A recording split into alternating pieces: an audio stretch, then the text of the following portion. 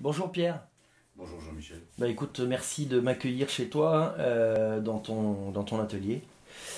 On est ici, alors dans la commune de... Terre de Guêmes.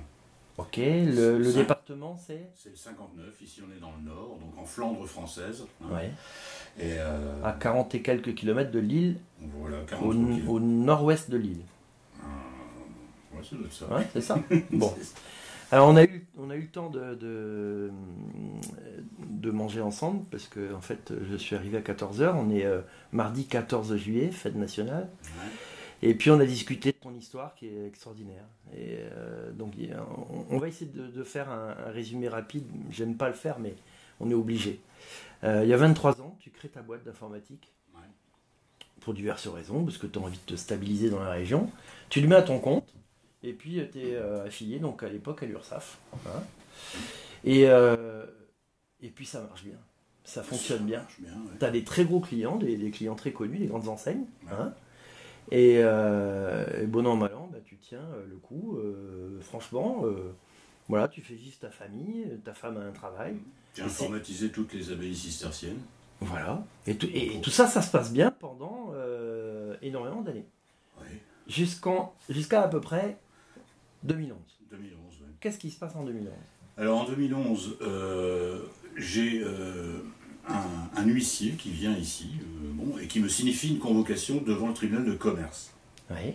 Alors, complètement improbable, émanant de l'URSSAF, hein, quand même. Bon. Ouais. Et donc, moi je me dis, mais c'est pas possible, parce que quelques mois avant, j'avais reçu mon échéancier de l'URSSAF pour l'année, qui me disait, les 4 trimestres, c'est 0, parce qu'il y a eu du trop perçu. Donc l'URSSAF dit que tu as déjà payé plus que tu ne devais, Ouais. donc tes trimestres sont à zéro, ils se servent sur le trop perçu. Ah, Ça peut pas être plus clair. Oui, ça doit être ça, ouais, voilà. Donc en clair, eux, ils m'envoient un joli papier bleu, là, en disant, bah voilà, vous nous devez, le premier trimestre 0, etc., jusqu'à la fin de l'année. Voilà. Quelques mois après, l'huissier se pointe en te disant, vous êtes convoqué. Convoqué au tribunal de commerce par l'URSSAF. Alors là... Tu tombes des nues. Bah oui, qu'est-ce qu'ils me veulent? Qu'est-ce Ouais. que j'ai fait, quoi? Ouais, bien sûr. Question, bon. Et finalement, là, je prends un avocat, parce que je me dis, bon, au tribunal, machin, j'ai pas l'habitude. Ouais. La première fois que je mets ma tronche dans un tribunal, moi. Et alors, tribunal égale avocat. Donc je vais voir un avocat, je prends le premier le plus près de chez moi, enfin celui que je trouve, bon. Et donc un avocat d'Asbrook. Je citerai son nom dans un deuxième bouquin. Ouais. Bon. Mais voilà. Et donc ce gars-là me dit non, c'est une erreur, homonymie ou je sais pas quoi. Bon, tout va. Donc là, on est. L'avocat te conseille de ne pas aller. Ben, mais il n'y avait pas d'audience. Il n'y avait Donc pas je ne d'audience. pouvais pas aller Ouais, nulle d'accord. part, quoi. Je me serais pointé là-bas, on m'aurait dit monsieur. Donc l'avocat te dit non, c'est pas vous. Bah oui, voilà. Ton avocat, que tu as payé assez cher d'ailleurs, il me semble, Ouais. te dit non, c'est pas vous, c'est l'homonymie, vous inquiétez pas. Ouais, voilà. Donc toi, finalement, tu t'inquiètes pas. Bah non. On est d'accord. Bah oui. Jusque bah, là, lui, c'est son métier. Je veux dire, il serait Ouais. venu me poser un problème informatique, je l'aurais résolu. Là, je lui pose un problème de droit, entre guillemets. J'attends surtout au prix qu'il prend, c'était plus cher que moi. donc la suite. La suite, c'est que, donc là, on est fin 2011, hein, on Ouais. est à peu près septembre-octobre. D'accord. Et en février, pardon, 2012, je reçois un coup de téléphone, là, sur ce téléphone qui est là, Ouais. d'un mandataire de justice de Dunkerque. Là, tu as toujours tes contrats avec tes grosses entreprises, tu continues à travailler. Ça tourne.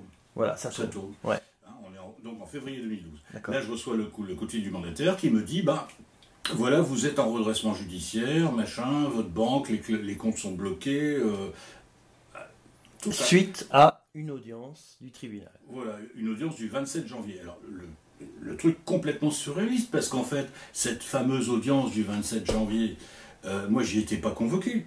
Ouais. J'ignorais totalement l'existence de ce truc-là. Et c'est Ouais. ce que j'ai dit à ce gaillard que j'avais au bout du fil. Ouais. J'ai dit, mais de où ça sort, de où ça perche? Ah ouais, mais non, mais c'est comme ça, pouf, voilà. Bon. Donc là, redressement judiciaire. Oui, alors je me souviens d'une phrase de ce gars qui est quand même exemplaire, comme quoi il doit avoir une méthodologie sémantique, où il me dit, oh oui, mais vous savez, c'est pas la Gestapo, j'ai appris par la suite que ça l'était. Hein, parce que le gars au départ m'a dit, il n'y a pas de problème, vous me donnez vos comptes, machin. J'ai dit, mes comptes, ils sont publics, camarade, rien à foutre, mais bon. Bref. Et je retourne voir l'avocat. Et là, je lui dis, là, il y a un problème quand même. Alors, je lui dis, mais qu'est-ce que l'URSSAF me réclame, me veut? Pourquoi ils me foutent en redressement, quoi? Oui. Bon, on ne sait pas. Il n'y a pas de somme. On ne sait pas. Bon. Donc l'avocat est censé faire son boulot. Et finalement... Alors il essaye. Bref, cette affaire, je vais résumer, hein, ça a duré 2 ans. 2 ans, pendant lesquels il y a eu audience, contre-audience, machin, truc, report d'échéance du redressement judiciaire, c'est une période d'observation qui a été reportée. Même à la demande du mandataire qui, lui, n'y comprenait plus rien non plus. Qui à un moment m'a même dit, moi je suis allé le voir à Dunkerque dans son bureau, et le mec regarde le truc, il dit, écoutez, si je regarde bien, l'URSSAF vous réclame 53 000 euros. J'ai dit, attendez monsieur, j'ai dit 53 000 euros. Alors que moi, en chiffre d'affaires, je fais 35 000. Ok, je suis tout petit, je suis tout seul, j'en ai rien à foutre, j'ai pas de salarié, j'ai rien. Et je m'en contente. Bon. Et ça, c'est à peu près à quelle date qu'il dit ça? Alors là, on est en fin 2012. Fin 2012. Le mandataire judiciaire te dit fin 2012 que tu dois 50 et quelques mille euros. Alors qu'on me réclame. Qu'on te réclame. Il m'a pas dit que je les devais. Alors que un an avant, tu recevais un échéancier te disant que tu avais zéro. Ah oui, voilà. Donc on continue notre histoire. Ouais. Alors entre deux, il y a eu une cerise sur le gâteau. C'est que à partir du 27 janvier, mon CFE à moi, Centre de formalité des entreprises, c'est ni la Chambre de commerce ni la Chambre des métiers, c'est l'URSSAF, en tant qu'indépendant, cabinet consultant, caisse des ingénieurs, etc. Bon. Or, à partir du 27 janvier, l'INSEE m'a déclaré en cessation d'activité, a déclaré mon établissement fermé. Donc, il faut savoir qu'à ce moment-là, moi je travaillais énormément pour la grande distribution. Je ne vais pas citer toutes les enseignes, mais les gens les connaissent. Les gens imaginent. Voilà. On est audité tous les 3 mois. C'est systématique et c'est normal. Et donc là, tes contrats? Mes contrats se sont envolés. Mais sans que je sache pourquoi. Parce que je savais, en 2012, on était dans une période où les centrales d'achat réinternalisaient leur système informatique. C'était une tendance. Bon. Et là, je me suis posé la question, je me disais, oh là, il faut que tu prennes un virage, que tu cherches un autre type de clientèle, peut-être plus petit, etc., etc. Parce que là, le marché va te péter dans les mains. Et en fait, non. Non. Et un jour, c'est un comptable de chez Leclerc, qui m'a un jour dit, je lui dis, mais écoute, je comprends pas, mais les contrats ne sont pas renouvelés, tout va bien, il y a encore plein de boulot à faire, qu'est-ce qui se passe? Et là, il m'a dit, écoute, il n'y a rien de personnel, mais je crois que c'est plus administratif. Et là, j'ai pas compris. J'ai pas tilté, quoi. Et en fait, en rentrant chez moi, j'étais sur le long de la route, là, je me disais, mais putain, administratif. C'est bizarre, quoi. Bon, qu'est-ce qu'il y a d'administratif? Et là, à l'époque, j'avais écrit à Arnaud Montebourg, qui était ministre du redressement productif. Waouh, génial, c'est un beau titre, hein, ça. Et moi, je lui ai dit qu'il y avait des redressements qui n'étaient pas très productifs. Bon, et donc, j'ai jamais eu de réponse. C'est normal, hein. Je n'ai jamais eu de réponse. Et en fait, à un moment ou à un autre, je ne sais plus, 3-4 mois après, j'ai reçu un courrier. Enfin, non, j'ai appelé là-bas, au ministère du redressement productif. Machin truc. Et donc là, on m'a dit, ah non, ça a été transmis au cabinet de Michel Sapin, qui était à l'époque ministre ministre des Caisses en bois. Donc du coup, hop là, je téléphone, j'ai une charmante dame, au bout du fil, qui m'explique que, bah oui, effectivement, c'est monstrueux, mais bon, bah voilà. Mais qu'effectivement, ils étudient mon dossier. Bon. Dossier qu'elle ne retrouvait pas d'ailleurs. Mais, non, c'est rien, ça c'est comme d'hab, en France. Bon. Et en fait, tu t'es aperçu que ton entreprise était radiée. Elle était radiée, absolument. Et c'est elle qui me l'a dit. Elle m'a dit, mais monsieur, vous n'êtes plus en activité. J'ai dit, vous foutez de moi, je suis en redressement, certes, en période d'observation, mais je ne suis pas éliminé, entre guillemets. Et elle m'a dit, mais si. Et alors après, oui, forcément, il n'y a pas fallu un dessin. Auditer tous les 3 mois, les gars, ils disent, bah tiens, la boîte, elle est fermée. Elle n'existe plus, donc c'est plus un prestataire, on bosse avec quelqu'un d'autre. Donc là, tu as tout perdu. Tout perdu tes clients. Tout. Alors, mes comptes en banque bloqués. Alors, en plus, la banque, le Crédit Agricole, parce que là, il n'y a pas de raison que je les balance pas, ces cons-là. Mais bon. Oh, c'est dommage, parce que vraiment, ils sont sympas au Crédit Agricole. Non, je déconne. Ils ont continué pas les voir à prélever un prêt d'entreprise que j'avais fait longtemps avant, mais bon, bref. Et ils ont continué, malgré le redressement judiciaire qui, théoriquement, dit que les dettes, enfin, Oui. que les créances sont gelées à ce moment-là, Oui. et que c'est uniquement le mandataire qui décidera ultérieurement. Bon, non, ils ont continué à prélever le pognon. Bah oui.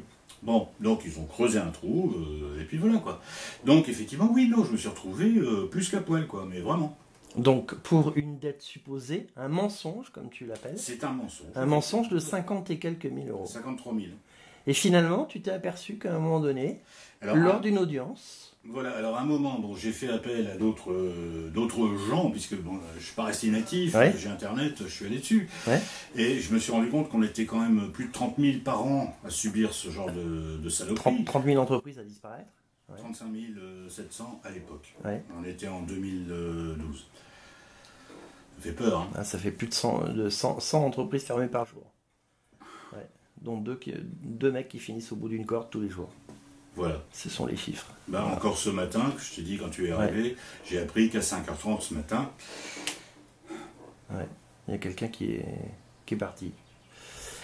Pour en revenir à la somme qu'on t'a demandé. ouais. Alors, j'ai réussi à avoir par des biais, hein, Ouais. mais un contact avec quelqu'un qui travaillait au RSI. Bon, RSI, URSSAF, ils Ouais. sont en concubinage. Hein.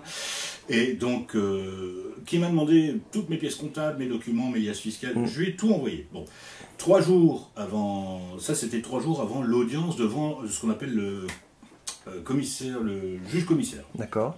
Et ça veut dire c'est là où on se partage les morceaux. D'accord. Ça veut dire que c'est là où on va dire, ben, moi je vais bouffer ta maison, Oui. moi je vais bouffer ta bagnole, moi je vais... Bon, voilà. Et donc on était à 53 000 euros. Ouais. Alors entre deux, les petits copains, bien sûr, des impôts pour un tas temporiste, mais non, mais c'est vrai, provisionnel, ils nous doivent autant, et ben, enfin bon, pas de raison, tout le monde doit se régaler dans cette affaire. Oui, bah, Bon, standard. c'est moi qui paye. Et arrivé au bout du compte, il a été prouvé, et j'ai eu un document la veille au soir de cette fameuse audience, Ouais. et là il était 21h30, ça je m'en souviendrai, j'ai mon ordinateur, il s'est foutu à sonner, j'ai un système là pour Ouais. bon. Mmh. Et je suis arrivé, j'ai regardé, 21h30, et je vois un document officiel en tête de l'URSSAF et tout le bazar, et qui me dit que je ne devais en tout et pour tout, et depuis tout le temps, que 1591 euros. 1591 euros. On a fermé une boîte, on a foutu 23 ans de carrière en l'air, d'accord? On m'a pourri la vie, j'ai perdu 25 kilos, je sais même plus, même, tu l'as vu tout à l'heure, capable de bouffer normalement. Ouais, t'as failli passer l'arme à gauche aussi. J'ai heureusement eu un ami à moi qui m'a appelé au moment où j'avais le canon de mon flingue sur la tempe. Donc malheureusement, tu vois, malheureusement, Pierre, c'est des histoires qu'on entend tout le temps Je sais. et que très peu de gens écoutent. C'est-à-dire, quand on en parlait tout à l'heure, dans le monde chez les fonctionnaires ou chez les salariés, ils n'entendent pas notre histoire. Ils n'entendent pas ces histoires. Oui. Ils se disent ce n'est pas possible. C'est pas possible, c'est juste pas possible. Même. Ils ont l'impression que c'est de la science-fiction. Mais il faut savoir que dans cette société, c'est vachement plus facile de chercher une toiture et de s'abriter que d'en construire une tous les matins. Ouais. Or, moi, ce qui me fout en l'air, et il n'y a pas que moi que ça fout en l'air, je suis encore en vie, moi. Ouais. Pour l'instant. Ouais. On va voir, hein, parce qu'il y a encore un mandataire là-bas, Naka, qui veut vendre ma maison pour 1591 euros. Ah ouais. Eh oui, c'est pas fini encore, c'est pas fini. Bon, voilà, j'en suis rendu là, avec tout ce que ça a pu comporter. Aujourd'hui, évidemment, tu n'as plus de couverture de sécurité sociale. Ah non, j'ai perdu la mutuelle, j'ai perdu la sécu, ce qui fait que, comme je suis suivi pour une maladie... Qui te regarde. Voilà, j'ai dû arrêter les soins. Tu ne peux plus te payer tes soins. Non. Bon. Non, sans mutuelle, c'est absolument impossible. D'un autre côté, j'ai même été jusque Pôle emploi. Faut le faire, non? Bon, où ils m'ont dit carrément, mais monsieur, à votre âge et dans votre état, vous ne retrouverez jamais de travail. Donc ça sert à rien de vous inscrire. Pierre, je vais te demander le mot de la fin. Comment on fait dans notre pays, qui est un pays qui est beau, qui est riche, qui a de la créativité, qui a des gens qui sont courageux. Comment on fait dans notre pays, ce sera le mot de la fin, comment on fait dans notre pays pour faire autrement? À mon avis, c'est un problème de système, c'est un problème de... On n'est pas dans une démocratie, on est dans une oligarchie. Ouais. Hein. Actuellement, on a des systèmes qui se sont substitués à toute volonté politique. Je veux dire, si demain on dit le RSI doit disparaître ou un truc comme ça, mais non, c'est exactement comme une mycose. C'est tellement incrusté qu'il va falloir amputer, quoi. Ouais. Hein? Donc, j'ai quand même de l'espoir, parce que sinon je ne serais pas là. Mais je suis assez dubitatif sur les méthodes. Et moi j'ai crainte, mais à un moment, la colère est légitime. Ça va exploser. Ça va péter. Ouais. Ça va péter parce qu'à un moment, il y aura de la viande d'huissier et puis de la viande de politique et de la viande de RSI par terre. Ouais. Parce que c'est normal. Parce qu'actuellement, effectivement, comme tu l'as dit tout à l'heure, c'est 2 de chez nous, tous les jours. Ouais. Ok ? Ouais. C'est quoi ça ? C'est un assassinat, ouais. C'est une guerre. Nous sommes en situation de guerre. Ouais. Bon, ça, il faut le savoir, il ne faut pas se le cacher. Alors, à partir de là, de toute façon, il n'y a plus rien de logique. Mon père, qui l'a fait, la guerre, et bon, me disait toujours, la guerre est une barbarie, pour bien la faire, il faut redevenir barbare. Je suis prêt. Merci Pierre. Je t'en prie. Quel info.